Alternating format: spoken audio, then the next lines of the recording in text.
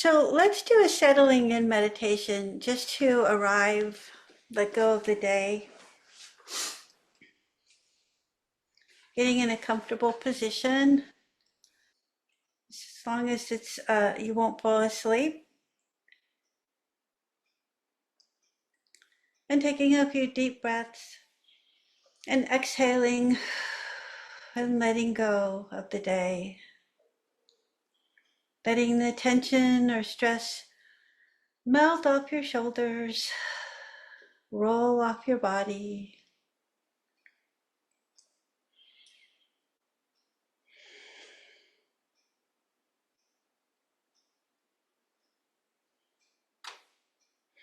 Letting your belly be soft. Your shoulders are down, jaw muscle is relaxed. Arms heavy at your side or on your lap.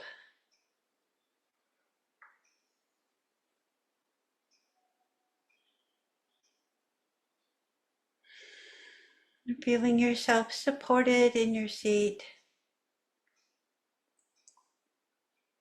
Letting go of any tension in your hips, lower body.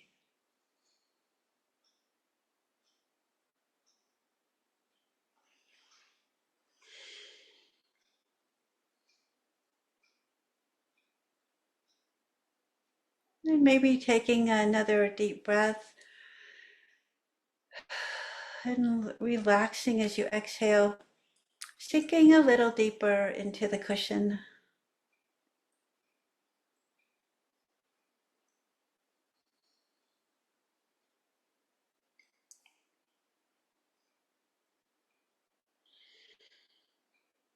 Feeling your feet on the floor,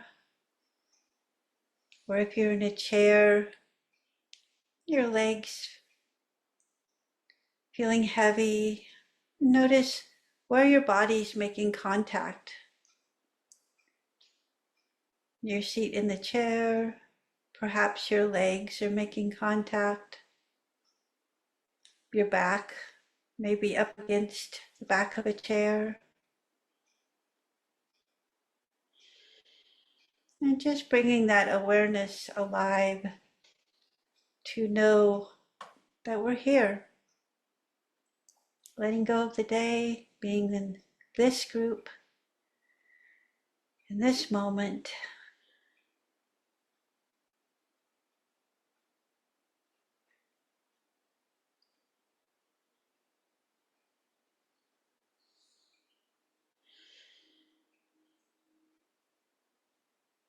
And then bringing the attention to the breath, staying with the entire breath in and the entire breath out. And noticing and being aware of all of the physical sensations. The air passes through the nostrils. You may feel that on the tip of your nose, the back of your throat. Noticing your body expanding as the lungs expand with that air. And contracting as you exhale. Notice the difference in the temperature, the warm air as you exhale.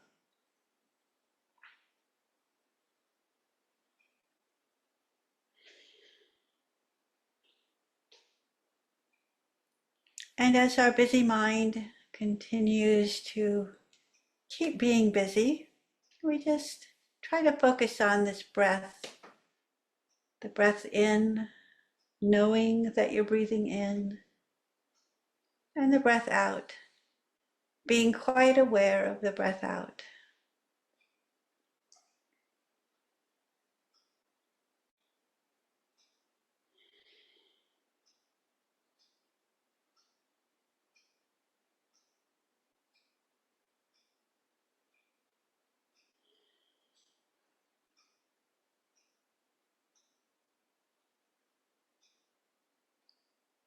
And notice the rhythm of the natural breath. The body has a rhythm, breathing all on its own. There's a rocking, an ebb and a flow. We notice that the voices in our mind begin to settle down a bit. The thoughts aren't quite so busy.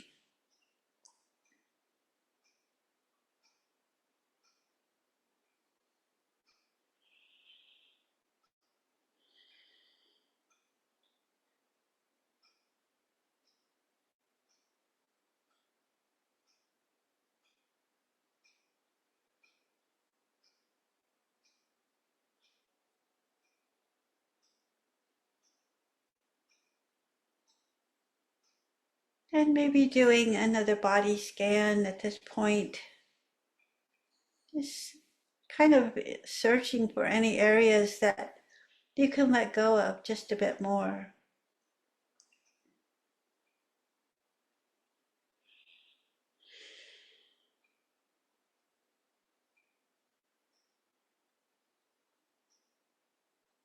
And staying with that breath, the in-breath and the out-breath,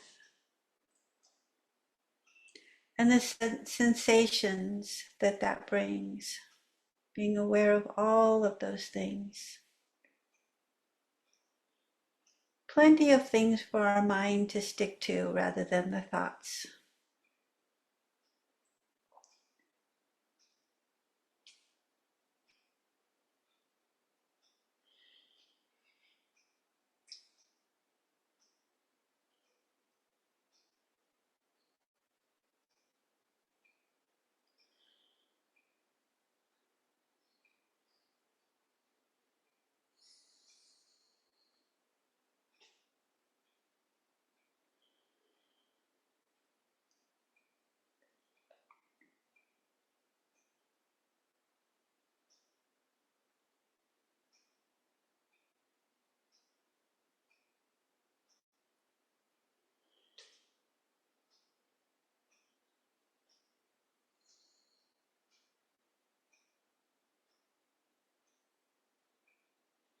And if your mind begins to wander, coming back to the body and the rhythm of the breath.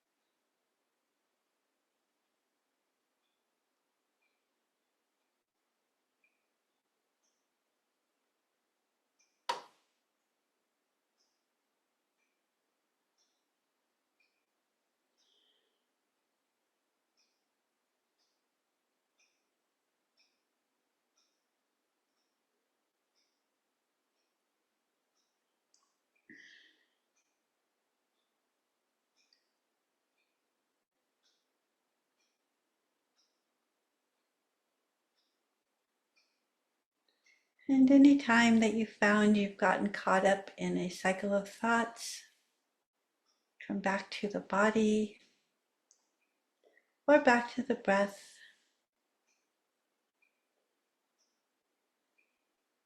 We can anchor in our body, feeling ourselves supported in our seat. being aware of any physical sensations.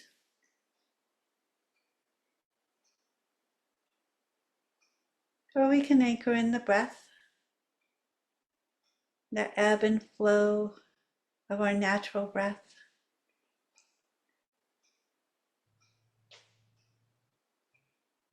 And to a certain degree, we can anchor in both the body and the breath.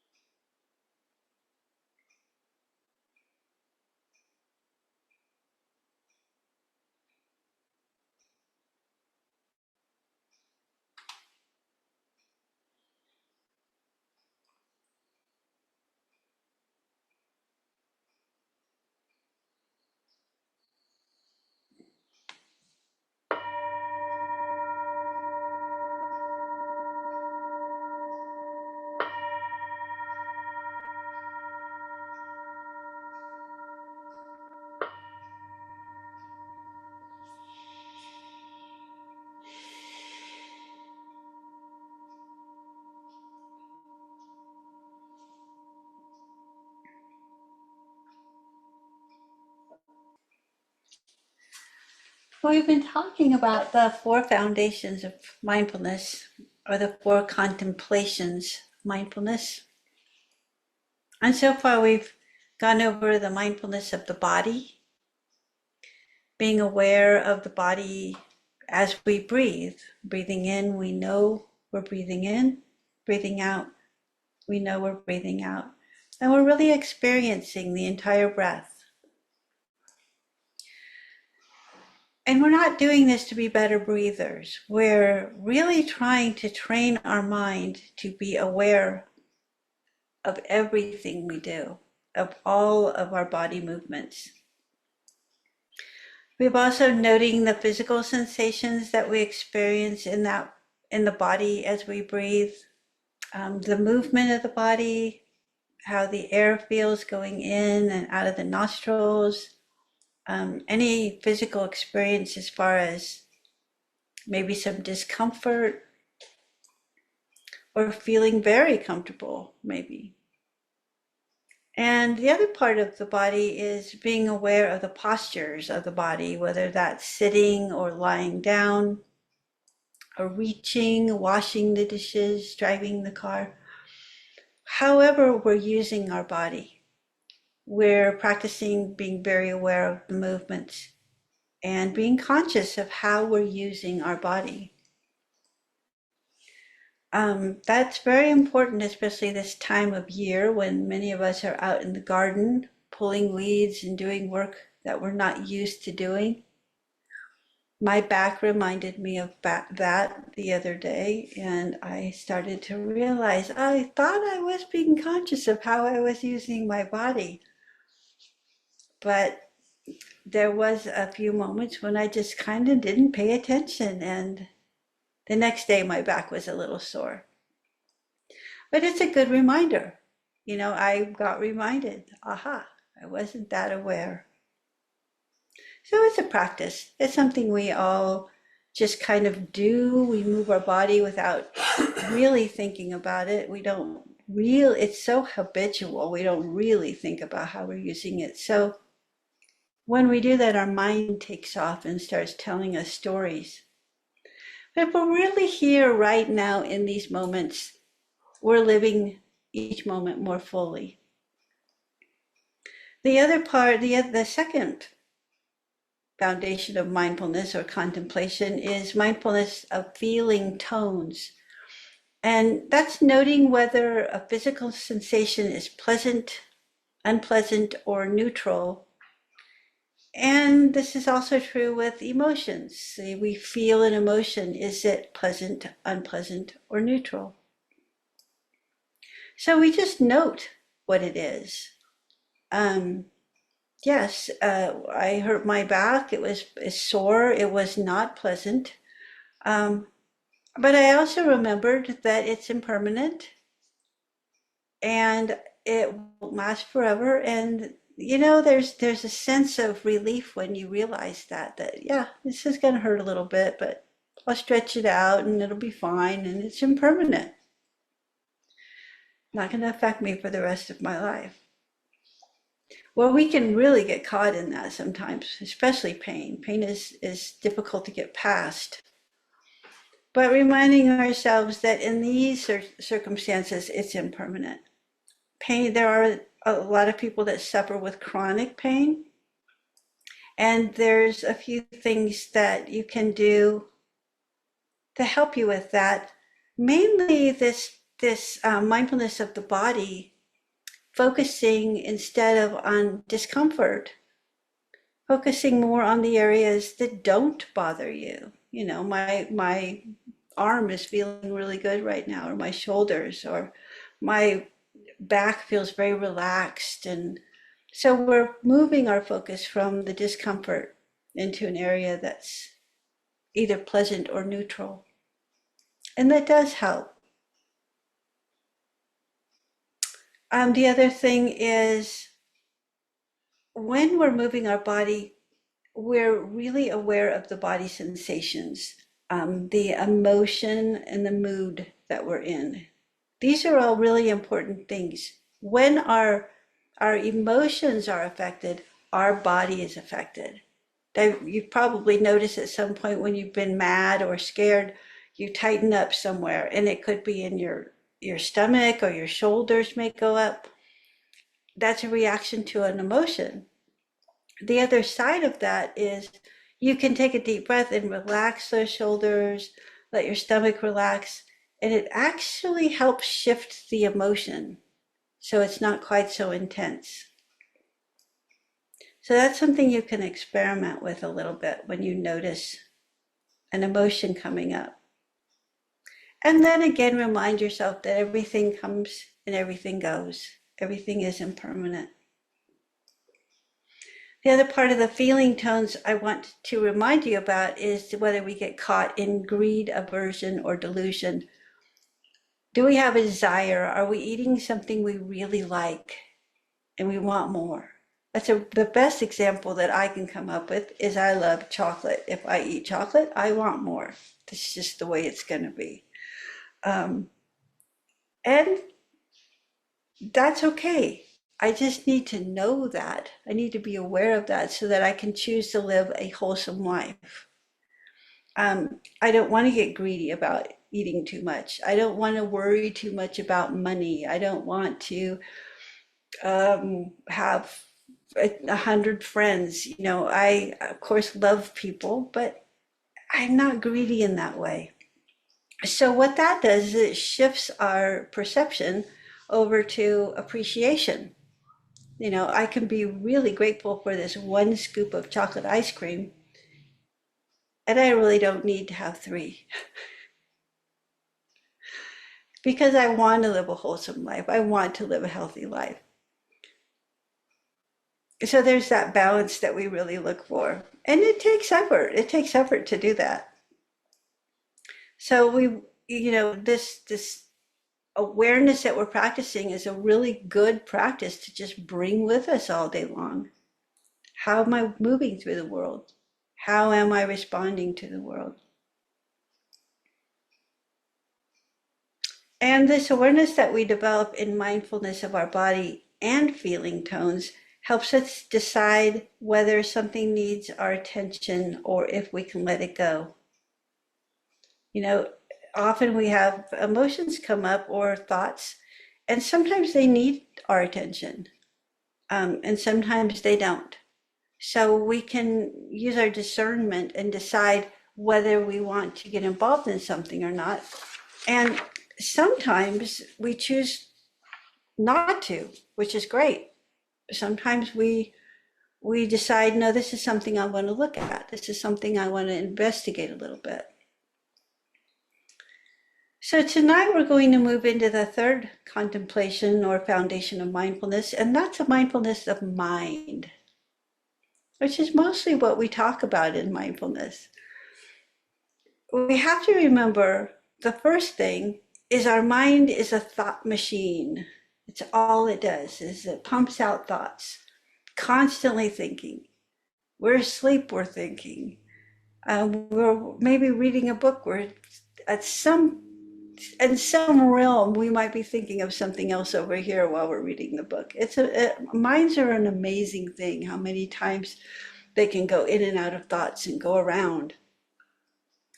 So noticing the mind and knowing that there's different types of thoughts. Our animal nature keeps us safe from harm. It tells us when we need to freeze or fight or flight. We don't want to really get rid of that. Though there's no saber-toothed tigers chasing us these days, there is danger and we need to be aware of that. When that happens, it's really nice to look at that and say, am I overreacting? Can I take a breath? Can I calm down? Can I get grounded? Can I know I'm here, safe right now? Because we can easily get into some states of panic, especially if we've been traumatized. That can trigger, we can get triggered really easily and get into a state of panic. So knowing that it's normal to have those reactions is important. Knowing that we can take a breath and remind ourselves we're safe and that it's a temporary feeling, that's also important. And the other thing is we need to remind ourselves that thoughts are nothing more than thoughts. They're simply thoughts. They are not necessarily true. In fact, I think our mind is always looking for answers. So they're not usually true. They're just thoughts. We need to be aware of danger. We need to be able to discern wholesome from unwholesome. But generally speaking, our thoughts are very frivolous and aren't very deep. We're not really deep thinkers. I know some people are. But on the surface, we think a lot more than we really need to. That's just the way our mind works. It's a thought machine. If we get caught up in a thought, it's usually a cyclical thinking. Maybe someone made you mad or hurt your feelings, or you had a difficult day at work, and now you're replaying that day over and over in your mind.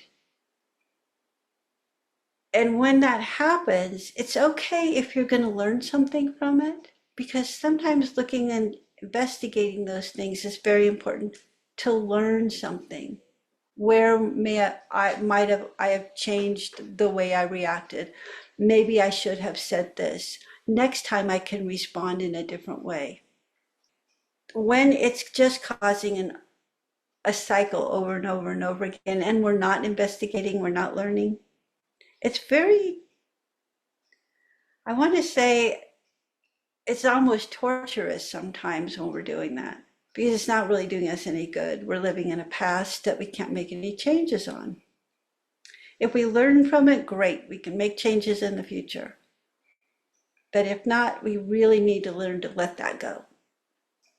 If we have thoughts that tend to upset us and we don't know how to deal with them, I really want to encourage anybody that has that happening to seek out a therapist or a counselor.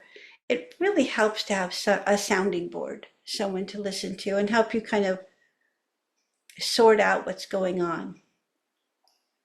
It's like Anne Lamott says, my mind is like a bad neighborhood. I try not to go there alone. I can relate. So being aware of thoughts and emotions as they arise and dwell and pass away. And this allows you to see the changing nature and the insubstantiality of the quality of these thoughts. We have emotional filters that we put into place over the years. These are important to have. We don't want to let our guard down. We don't want to be naive. We don't want to put ourselves in the danger zone. But I think more than anything else, just noticing what kind of thoughts we have. What kind of thoughts are we having? Are we having thoughts that are harming us? Are we having thoughts that are seeking answers, but we can't find them? So naming the different kinds of thoughts is important. It really helps too. And mindfulness practice teaches us consciousness from moment to moment on the basis of information coming to us from our senses. What we see, hear, smell, taste, touch, and from any mental states that we're having, memories, imaginings, daydreams. So those are all thoughts. And there's nothing wrong with any of them. I think the most important thing that we can do for ourselves is to just be aware, again, of what kind of thoughts we're having. Paying attention to the way each thought arises, remains present, and passes away, we learn to stop that cycle of thoughts, that runaway train. And the other part about thinking that we should develop is our perception. Just because we have an opinion about something doesn't mean it's the only way to see it. And in order to live a wholesome life, we want to consider other points of view. I have this great story that Joseph Goldstein tells as an example of the limiting potential of perceptions. He says, years ago, a friend told me of an incident that happened with his 6-year-old son, Kevin, in school. The teacher asked a very simple question. What color is an apple? Different pupils answered, red, green, or golden. But Kevin said white. A bit of an exchange took place with the teacher trying to guide Kevin's response to a correct answer. But Kevin was adamant. And finally, in some frustration, he said, when you cut open any apple, it's always white inside. So clarifying concepts, it helps develop our wisdom. Remaining open to all that we learn and all that we hear, things that we might not have thought of before. Just kind of allowing those flavors in to see how they feel. Can we make sense of something different that we haven't thought of or maybe have disagreed with in the past? So perception is a very important part of thinking. it helps us bridge the gaps between communication problems. It helps us understand each other when we feel that we're on opposite sides of the room. So perception isn't real. It's this zone where you can allow things in and allow things out. They pass in, you consider them, they can pass out. You don't need to hold on to them. But it is good to at least hold on to the thought that there is a chance that this other perception may also be true. And that makes all the difference in the world when we're trying to have peaceful relations with each other.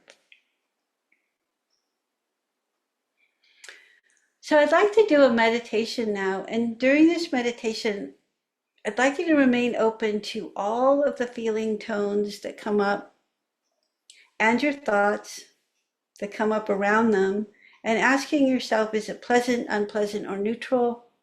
And reminding yourself that every thought is impermanent, every feeling is impermanent. And sometimes it's easier to label thoughts with a short phrase like breathing in, I know I'm breathing in, breathing out, I know I'm breathing out.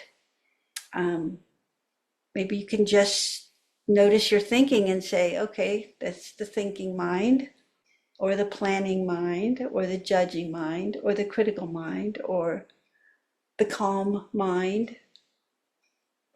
Or as Ajahn Sumedho says, it's like this. This breath is like this. This pain or discomfort is like this. So it's just a matter of acceptance, not having any judgment about it, just noticing what it is and saying, that thinking mind is just like this. And then come back to the breath and the body, whatever you feel works for you to anchor in. And some people prefer anchoring in the body. Some people prefer anchoring in the breath. And sometimes you can alternate in between. So experiment with those things, noticing what kinds of thoughts come up, that your mind is a thought machine and it's going to keep on thinking even when we're meditating. Although there are times when it's quiet. We have those moments of nice, quiet bliss.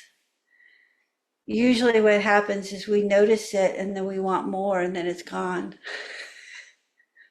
which is what desire does. Then let's, again, sit comfortably in whatever position is most comfortable for you. Letting the body settle in. Taking a few deep breaths, exhaling and relaxing the body.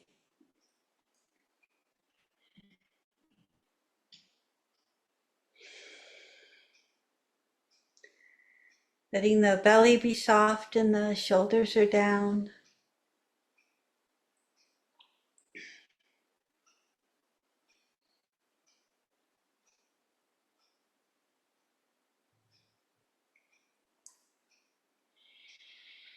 And doing a scan of the body, releasing any areas that have tensed up.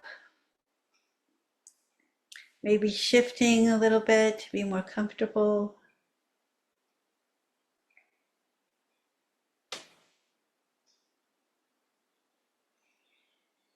Feeling yourself supported in your seat.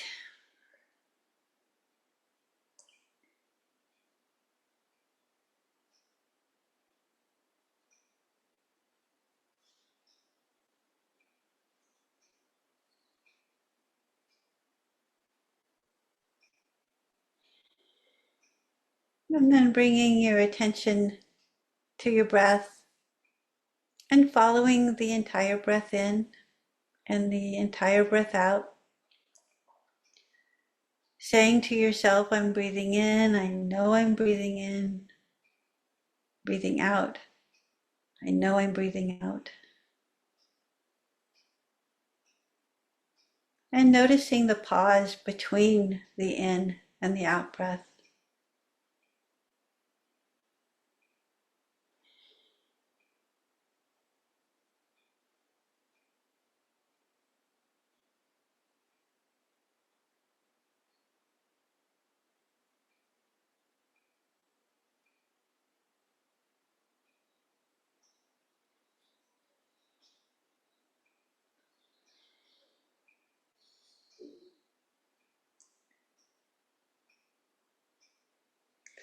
Notice how your body has settled since we began this evening.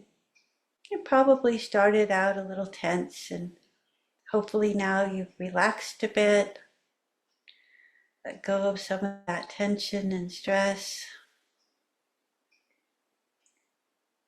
Staying with the rhythm of your natural breath,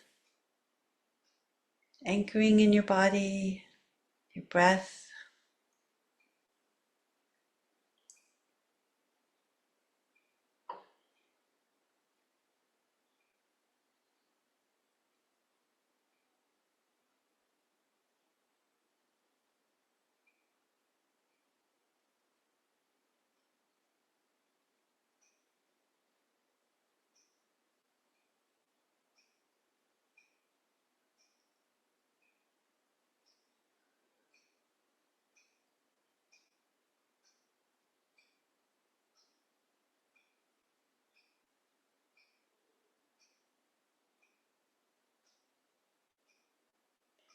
And see if you can sense your mood right now.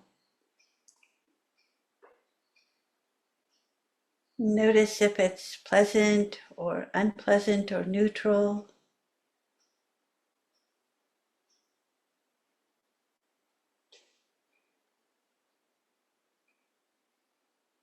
And remind yourself that this will shift. Whatever you're feeling is impermanent.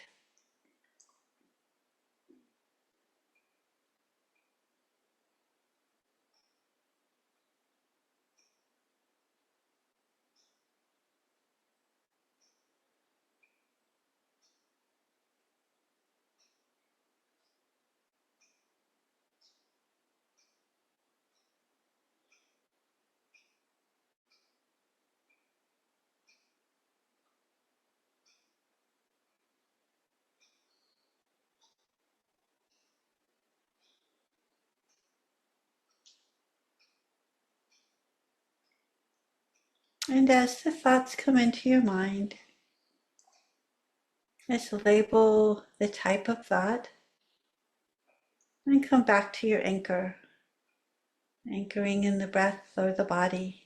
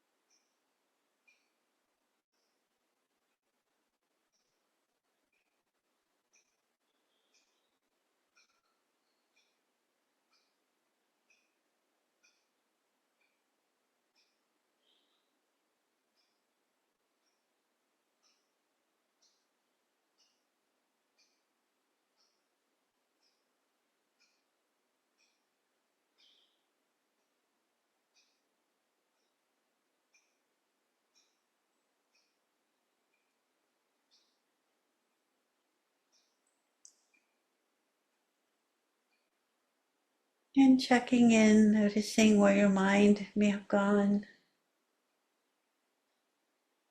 What kind of thoughts may be coming in.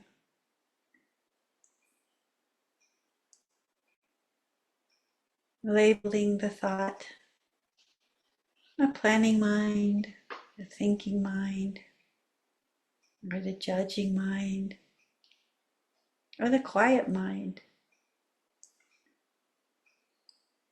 And returning again and again to the breath and the body, your anchor.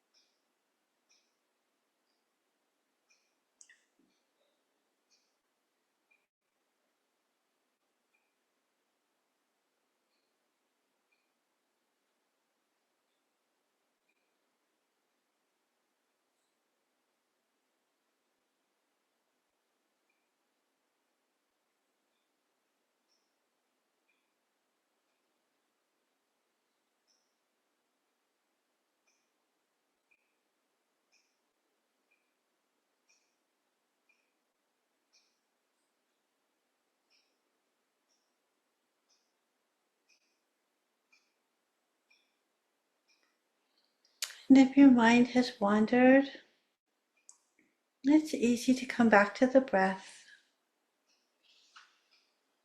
and begin again, maybe doing a body scan, see if you've tightened up anywhere. Breathing into that area and relaxing, feeling heavier and heavier in your seat. Noticing what type of feeling tones you may be experiencing, whether they're pleasant, unpleasant, or neutral.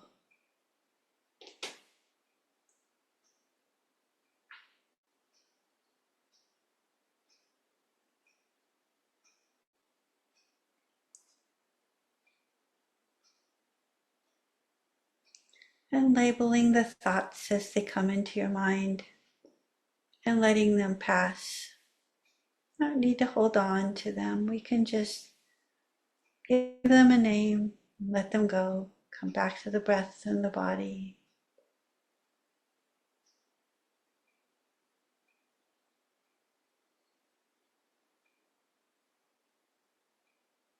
And the more we practice this, the more we're training ourselves to be aware.